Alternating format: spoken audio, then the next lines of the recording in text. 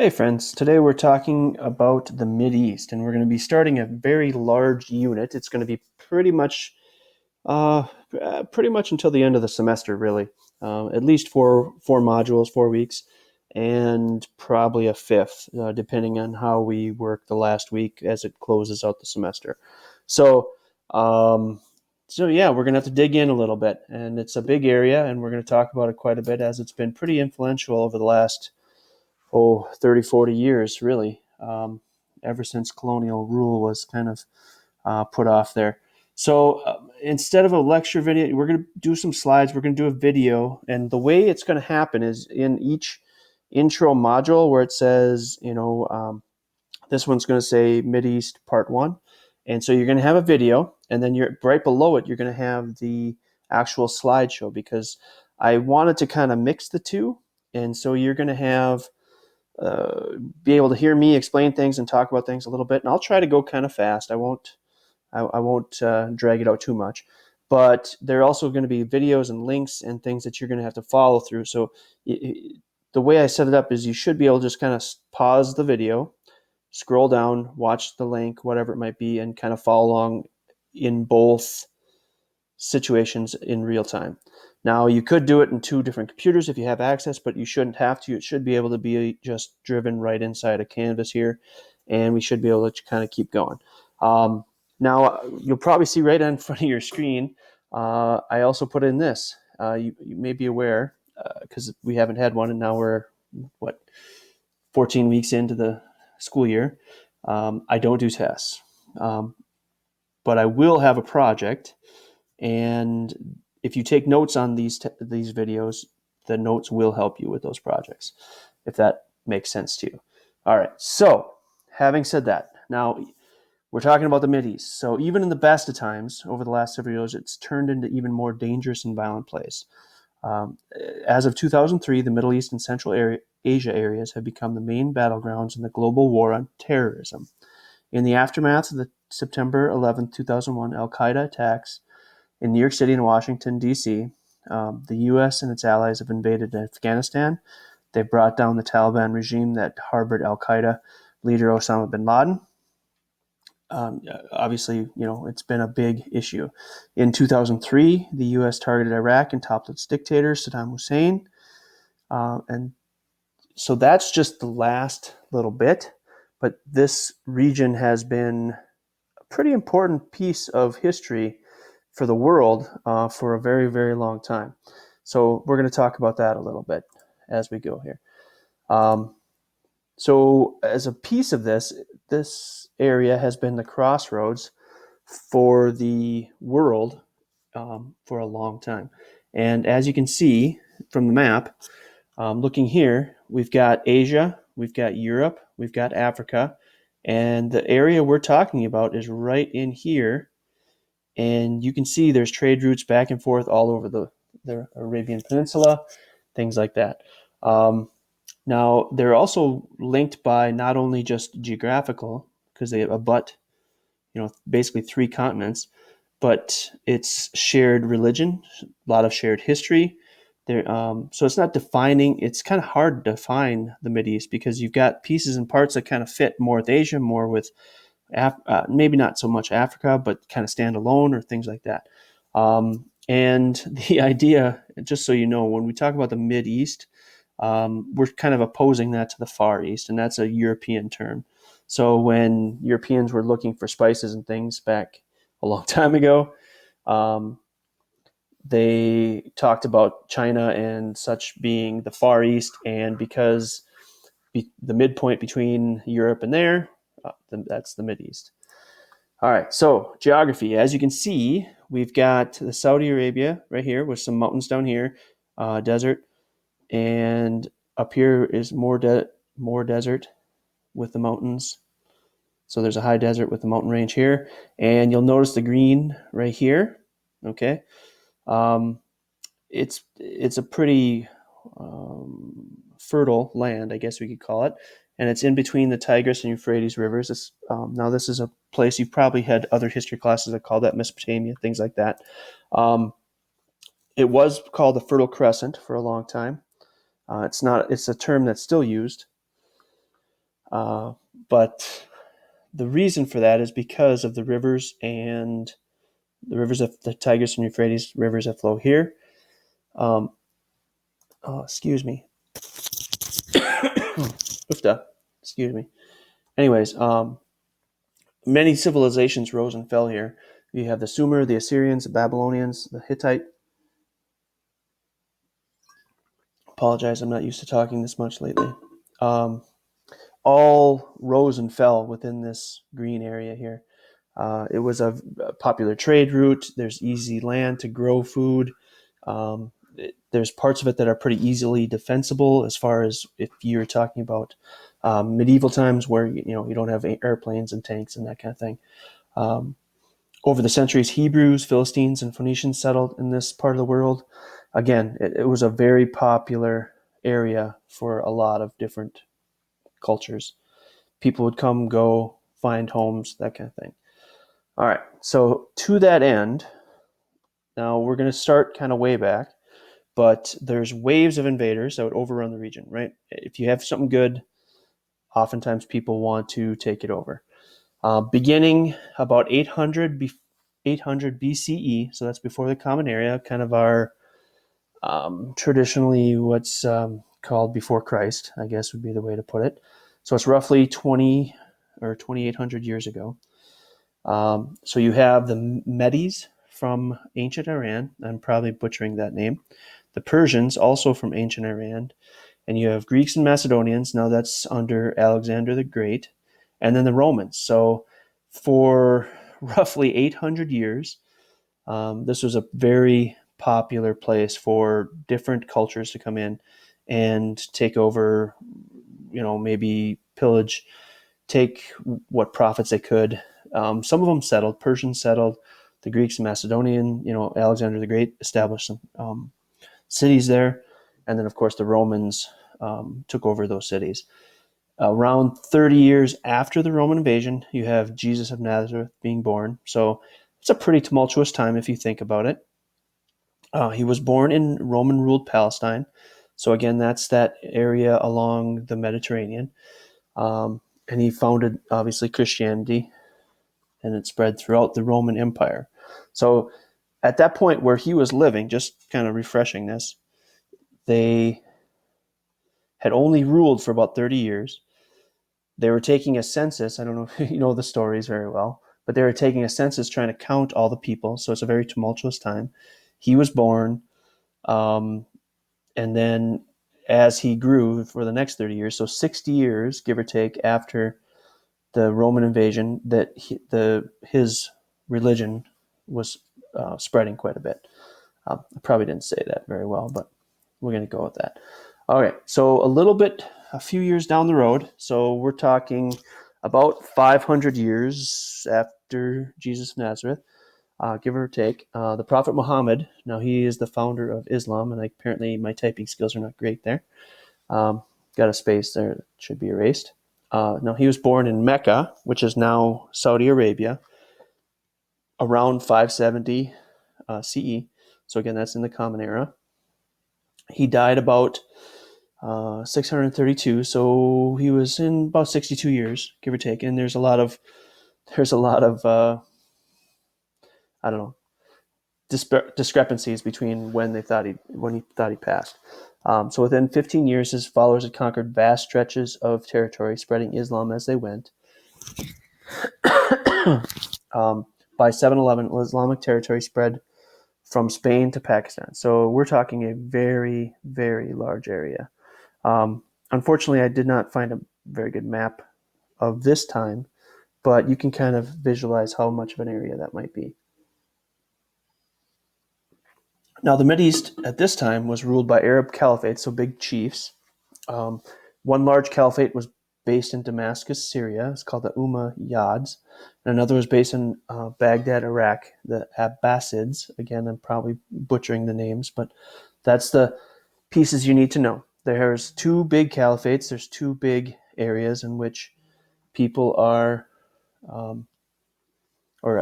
these chiefs are ruling, and that Islam was being spread by the chiefs, being spread by the people, because a lot of the followers of Muhammad chose a more militaristic way of spreading the religion. And I shouldn't even say it that way, because Christianity had its uh, had its time of being very militaristic.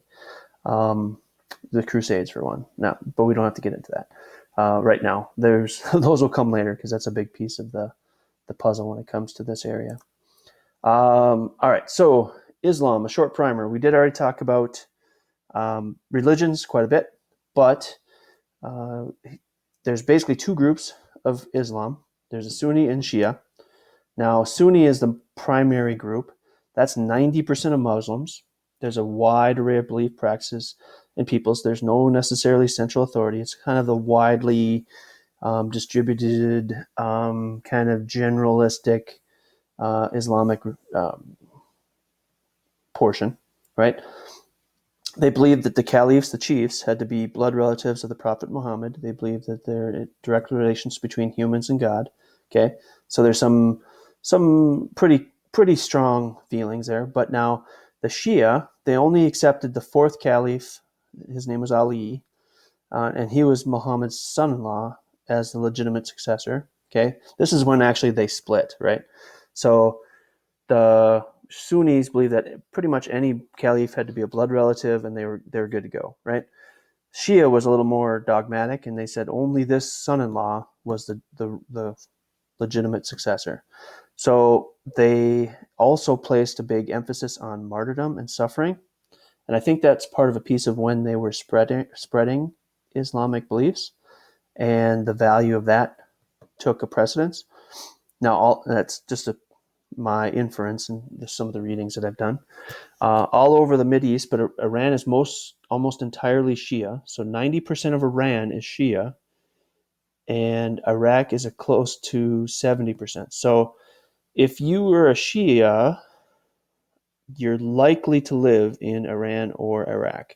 Because remember, 90% of Muslims are Sunni, but only 10% of all Muslims in the world are Shia.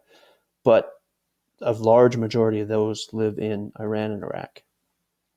And they don't like each other. Over 1,300 years, so basically since they divided up, back when we're talking about the fourth caliph, they've been in conflict. Okay? All right, so the Crusades.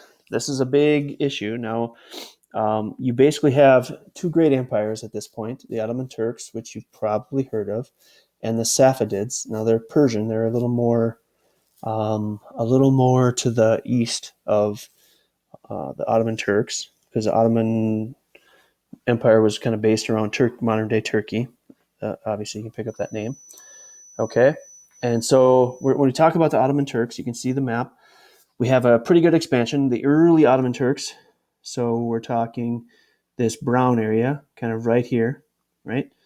And I don't know how well you know your geography, but that's a pretty important area. It's right by this Bosphorus Strait.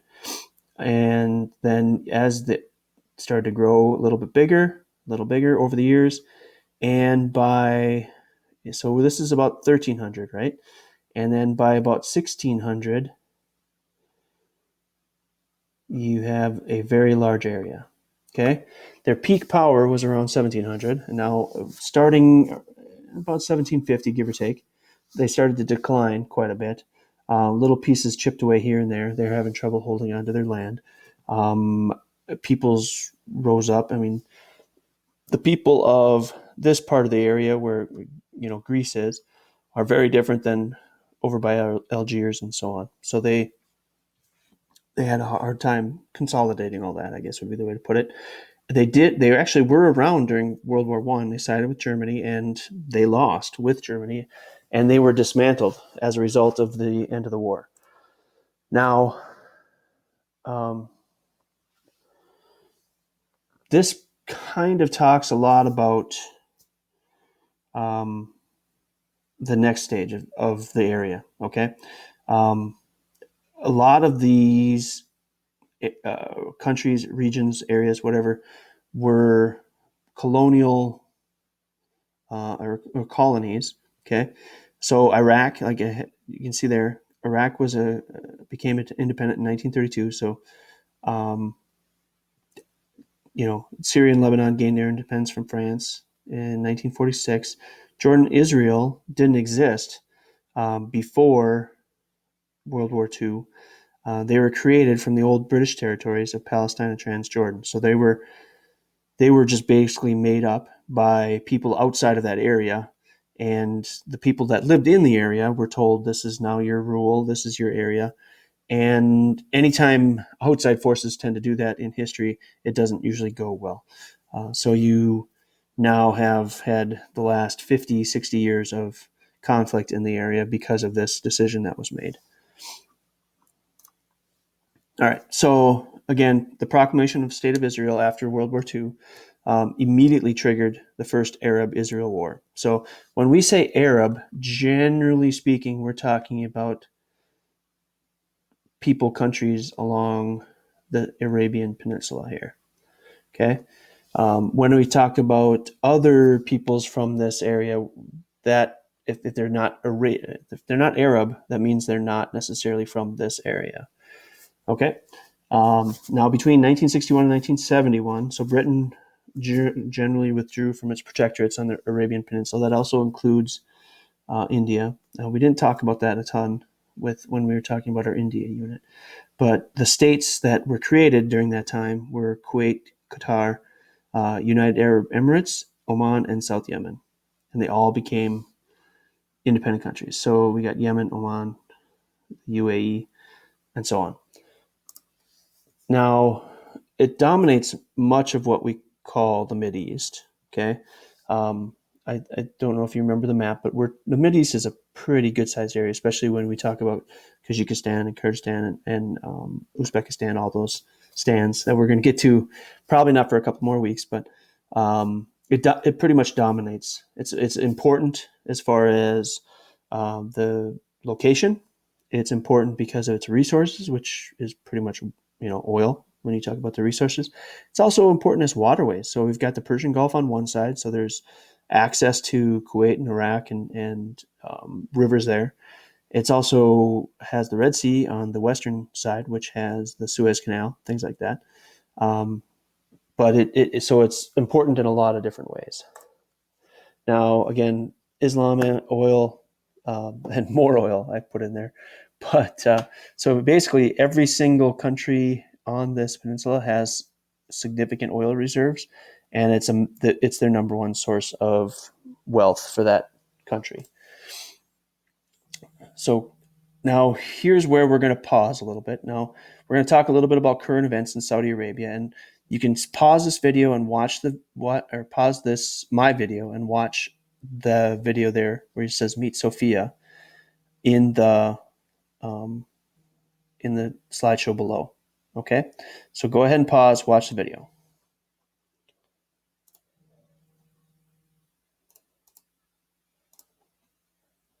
All right, now what I want you to do, and we have some links here that you're going to follow, but for the graded discussion, so there's the first assignment from this module is you're going to have a discussion board assignment where you're going to pick either thoughts on the video, or you can go to, there's a story if you're a Saudi Arabian woman and you're going to be a foreign migrant worker, or thoughts about the LGBT community. And I apologize for not adding the Q, but I don't think the story includes the Q. Anyways, you can pick one of these and post a discussion about that, and then we can talk about that as a class. I wanted to emphasize the women's rights in Saudi Arabia, as that's a big, ever-changing situation. It hasn't changed much in the last couple of years, but it is it's a big issue there, and it's going to continue to be a big issue, I guess would be the way to put it without guiding you too much in your thoughts. All right, so that's the first discussion or first assignment. Sorry. Anyways, now when most people talk about the Middle East, they often talk about the Middle Eastern Core, and that's abbreviated down to MEC. And so we're talking about, the Holy Land, I guess would be the way to put it. We're talking about Israel, Jordan, Syria, and those areas. Okay, so there are about 57 million people that live in this area. Their large majority are Arab. Okay, remember that's a term that is just reserved for people that live on or from the Arabian Peninsula. Now, the main exception to that is Israel. So that is roughly 80% Jewish. And I don't know if you know too much about, well, you probably don't, but if you have discernible Jewish heritage, you can actually apply for an Israeli passport. So they allow dual passports, and it's kind of a big issue, really. So you can have citizenship there. It's a very highly contested area. It's been part of a conflict for many years, many hundreds of years, and it's been in recession since the last Palestinian Intifada. So that's a word called uprising. And the threats of suicide bombings and buses and cafes in Israel's main cities like Tel Aviv and Jerusalem have taken a pretty heavy toll on the country, both psychologically and economically. And that's been the more recent things that have been going down. On the other side of this, so that's the Palestinians towards the Israeli, right? Now, on the other side of this, the Israeli towards the Palestinian, the Israeli crackdowns on the military attacks in response to the suicide bombings have destroyed much of the infrastructure in Palestine and have damaged buildings, hurt people, and it really hampered the freedom of movement because there's a lot of barriers and blockades as far as getting in and out of Palestine. And oftentimes Israel will annex pieces of their land and then just basically kick everybody out, move families in, and have them settle, so that they're basically taking over the area. All right, so here's another spot. We're going to pause, watch the video, and then continue.